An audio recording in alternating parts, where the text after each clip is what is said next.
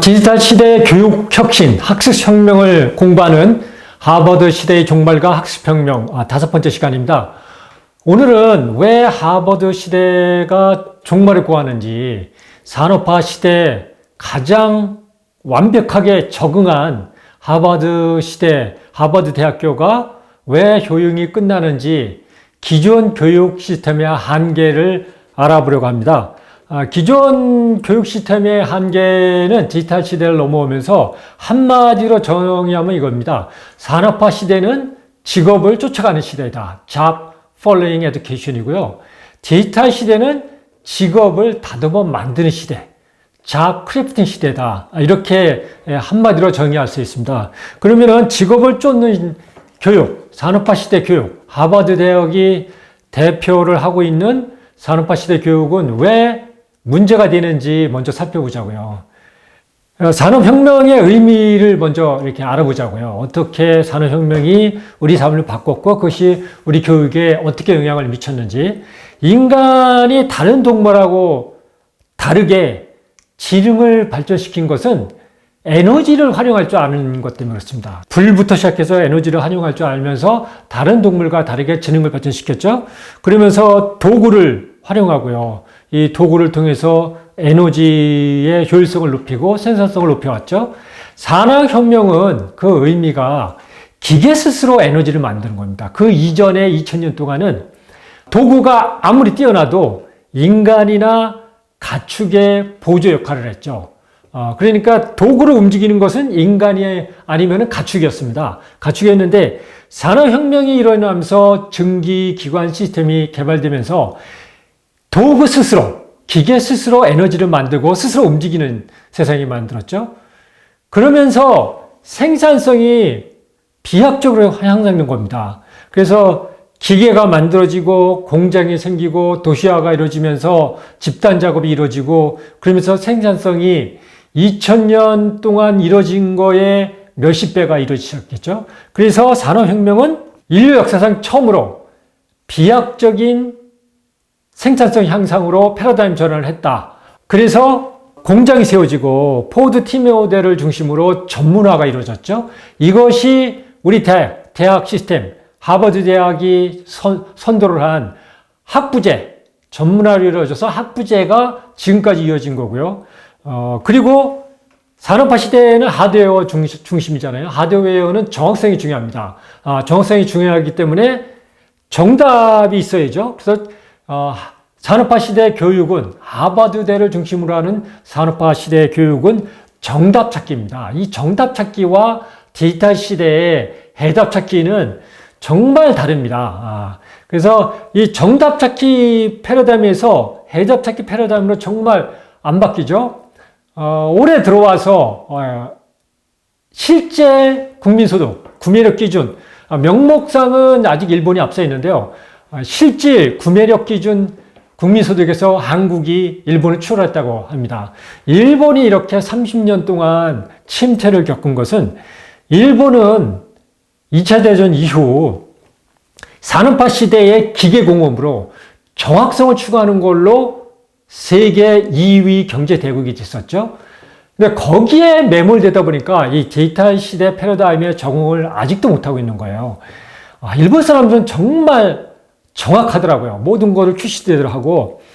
저는 깜짝 놀란 게, 상당히 오래됐죠? 거의 30년이 돼 가는데, 오래전에 이 한중일 바둑대가 있었습니다. KBS와 NHK와 중국 CCTV가 교대로 하고 있는, 그래서 제가 젊은 PD였을 때인데, 그 한중일 대회를 중계하는 것을 프로그램을 맡게 되었습니다. 그래서 일본 NHK 팀이 이 바둑 프로그램을 중계하는 걸 봤어요. 그런데 이 일본 사람들은 이 바둑 프로그램은 정말 간단하잖아요. 바둑판 보여주고 양쪽에 기사 있고 그리고 해설자 있고 정말 간단합니다. 눈 감고 해도 다 프로그램을 제작할 수 있거든요. 근데 이 일본의 이 연출자들은 그 바둑 중계도 콘티를 다 하나씩 그려서 정확하게 그것을 맞춰서 하더라고요. 그래서 일본 사람들은 이 정확성에서는 정말 누가 못 쫓아가는구나 이렇게 생각했는데 이 일본의 정확성 추구가 산업화 시대의 전형입니다. 산업화 시대 패러다임. 그런데 우리 대학 교육이 이 전문화로 학부제로 이루어져 있고요. 그리고 하드웨어 중심이니까 정답 찾기, 여기에 아주 맞춰져 있어요. 그래서 지금도 시험이 수능이 정답 찾기고요. 그리고 대학 입시가 거의 100% 정답 찾기죠. 그래서 학원 가서 정답 맞추는 기술을 배우고요. 여기서 안 바뀌고 있고요. 그런데 이제 이게 디지털 혁명이 일어났잖아요. 2000년 이후로 인터넷 세상이 되면서. 그러면서 2010년을 넘어오면서 이 소프트웨어 세상이 우리 삶을 바꾸기 시작하면서 일자리의 성격이 바뀌기 시작했어요. 그리고 2020년을 넘어오면서 인공지능 시대로 바뀌면서 일자리의 성격은 더 빨리 변하고 있죠. 물론 산업혁명 때도 일자리의 성격은 무지만이 바뀌었습니다. 근데 천천히 바뀌었죠. 제일 큰 것이 농업에서 공업으로 바뀐 거죠. 그래서 미국만 해도 2000년대 초반만 해도, 1900년대 초반만 해도 거의 5, 60%가 농업에 종사했지만 1980년대를 넘어서면서 농업에 종사하는 인구는 2%밖에 안 되죠. 그러니까 직업이 완전히 다 바뀐 거죠.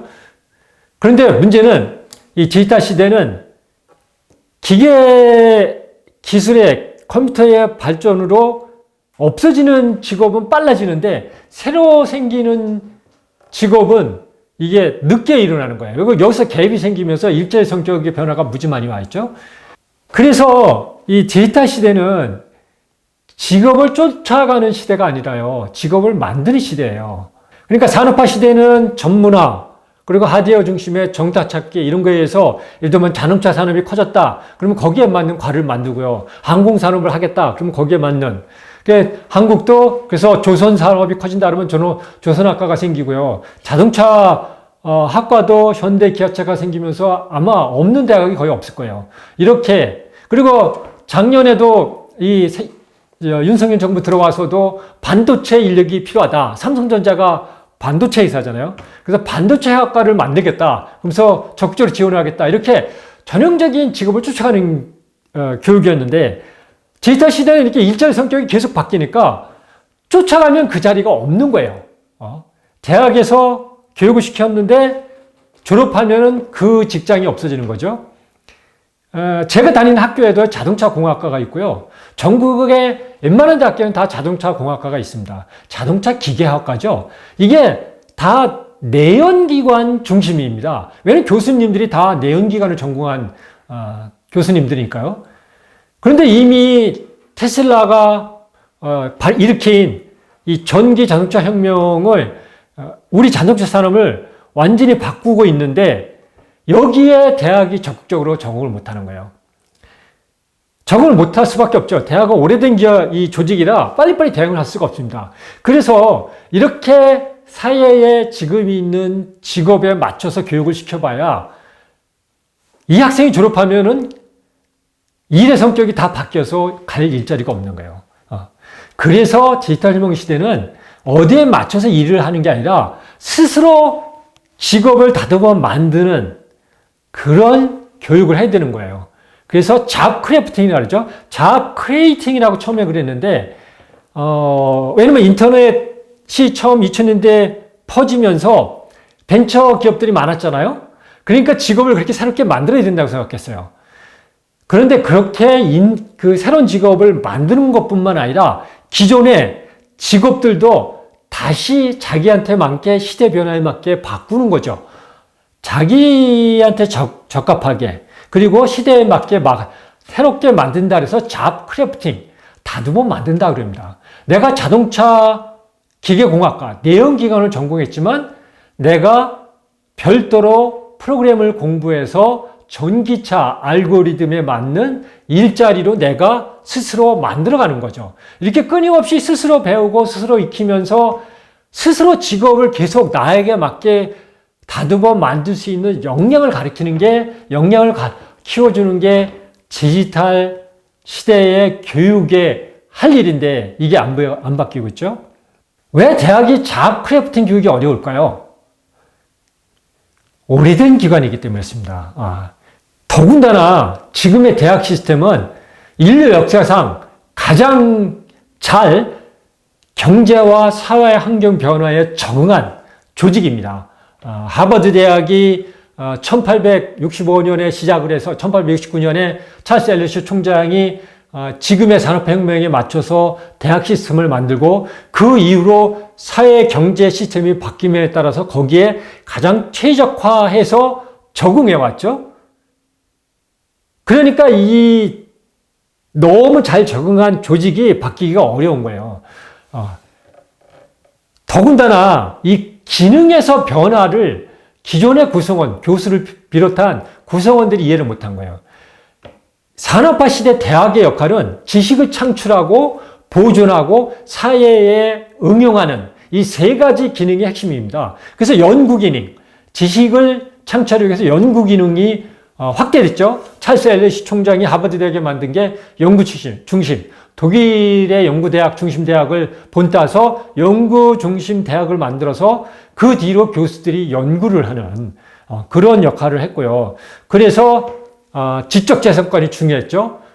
그래서 논문도 다 출처를 갖고 있고요. 이렇게 논쟁이 됐던 게 2010년대를 전후로 해서 백기기 논쟁 이런 것들을 한 것이 다 산업화 시대 유물입니다. 지적재산권을 중심으로 그것을 사회에 적응시켜서 제품을 만들고 그것이 기업으로 커지고 이렇게 됐죠. 그리고 지식의 보존은 학생들을 가르치고.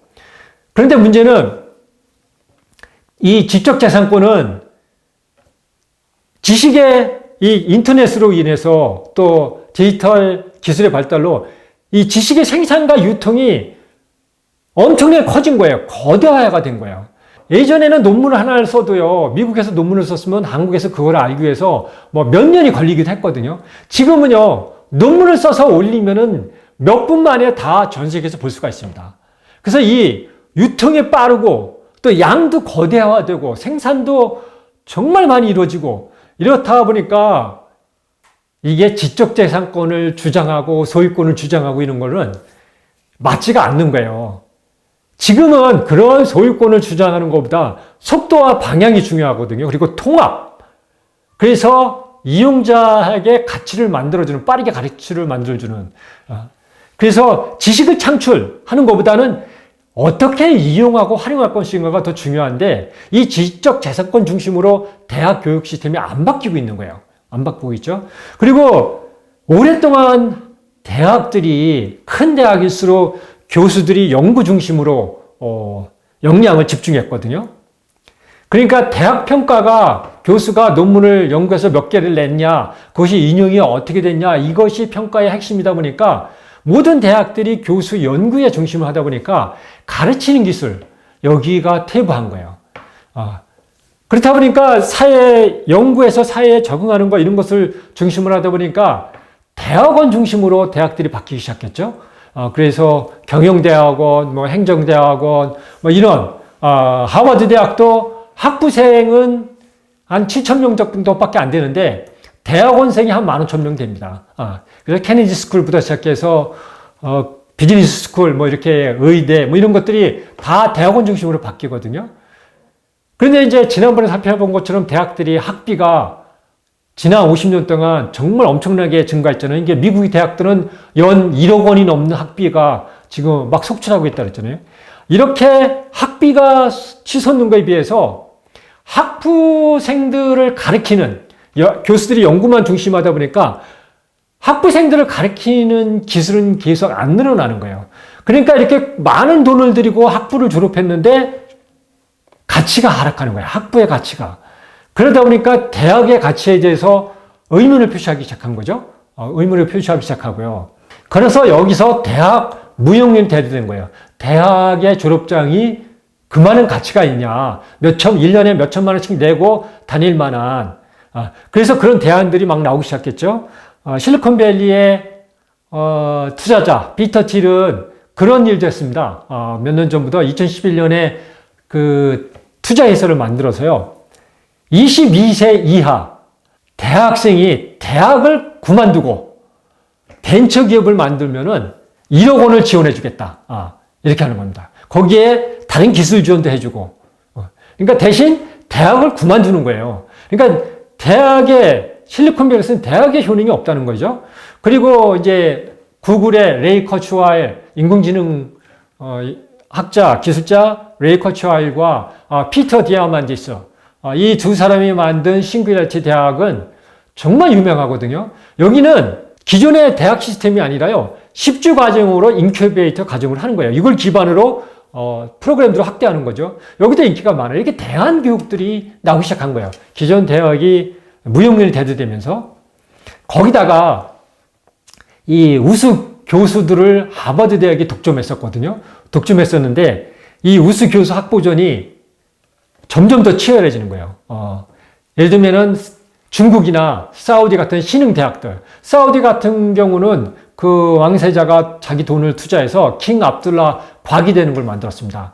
아마 20조 원을 투자했을 거예요. 20조 원이면 정말 엄청난 돈이죠. 하버드 대학이 한 50조 원 제일 큰 부자 대학이니까 거기에 거의 3분의 1 수준이잖아요. 이걸 만들어서 전 세계 우수 교수들을 다 스카우트하는 거예요. 중국의 대학들도 칭화대를 중심으로 전 세계 우수 교수들을 확보하고 있고요. 여기다가 요즘은 연구 기능이 기업으로 갔잖아요. 기업으로 가다 보니까 구글이나 이런 대기업들이 또 우수 인재를 확보하는 거예요. 그렇다 보니까 대학들이 우수 인재를 확보할 수가 없어요. 그러니까 대학들은 재정적으로 점점 더 어려워지고요. 그리고 재정적으로 어려운데 우수 인재 전쟁이 벌어지니까 우수한 교수를 확보할 수가 점점 없는 거예요. 그러면 연구 기능도 떨어지고 가르치는 기능도 떨어지고, 그러니까 대학의 경쟁력이 점점 떨어지는 거죠. 그리고 더 중요한 것은 기존 교수들은 그 패러다임에서 성공한 사람들이에요. 그렇다 보니까 아이비리그도 안 바뀌고 있어요, 교수들이. 산업화 시대 하던 대로 하는 거예요. 학부 중심에서 그 사일로를 안 허물고요. 그리고 옛날에 가르치던 방식으로. 그죠? 제가 대학에 와보니까 교수님들 마찬가지예요. 교수님들이 새로운 패러다임으로 가르칠 수가 없어요. 왜냐면 지금은 너무 이 경제 현장과 사회 현장과 대학이 분리되어 있어요. 그러니까 이 교수들이 시스템적으로 구조적으로 새로운 기술 변화와 사회 변화에 적응하기가 어렵더라고요. 그런데 학생들은 계속 젊은 학생들이 들어오잖아요. 올해 2005년생들이 들어와요. 정말 태어나자마자 스마트폰과 잘하는 아이들이에요. 그 이전 세대는 인터넷과 잘하는 아이들이고, 이런 아이들하고 이 기존 이 구패러다임의 기존 교수들하고 이게 맞을 수가 없어요. 그래서 미국도요, MIT나 스탠포드, 원래 연구 중심 대학으로 설친 MIT나 실리콘밸리가 있는 샌프란시스코의 스탠포드만 디지털 연구에 일찍 시작했고요. 나머지 대학들은 이제 시작했습니다. 그러니까 MIT는 미디어랩이라고 무지 오래됐죠. 그걸 해서 학문과 디지털과의 관계를 연구했고요. 스탠퍼드 대학도 디지털 후마니티스 프로그램이라 해서 오래전부터 디지털과 이 학문 연구의 관계를 같이 연구하고 시작했거든요. 그 외에 대학들은 하버드 대학도 잘 안 바뀌고 있습니다. 이런 여러 가지 한계 때문에 기존의 대학들은 한계에 왔다는 것이 오래전부터, 벌써 10년 전부터 나온 이야기입니다. 그래서 이것을 명확히 인식하고 지금의 대학 시스템이 무엇이 장점이고 무엇이 한계인지 그것을 명확히 인식해야 디지털 시대, 인공지능 시대가 요구하는 교육이 무엇인지 방향을 설정할 수 있습니다. 그래서 오늘 이 시간까지 5번에 걸쳐서 산업화 시대 대학 시스템은 어떻게 발전되어 왔고, 그리고 장점이 뭐고, 그리고 그 한계는 무엇인지를 살펴봤습니다. 다음 시간부터는 이 인공지능 시대, 디지털 시대에는 어떤 교육이 필요한지 살펴보려고 합니다.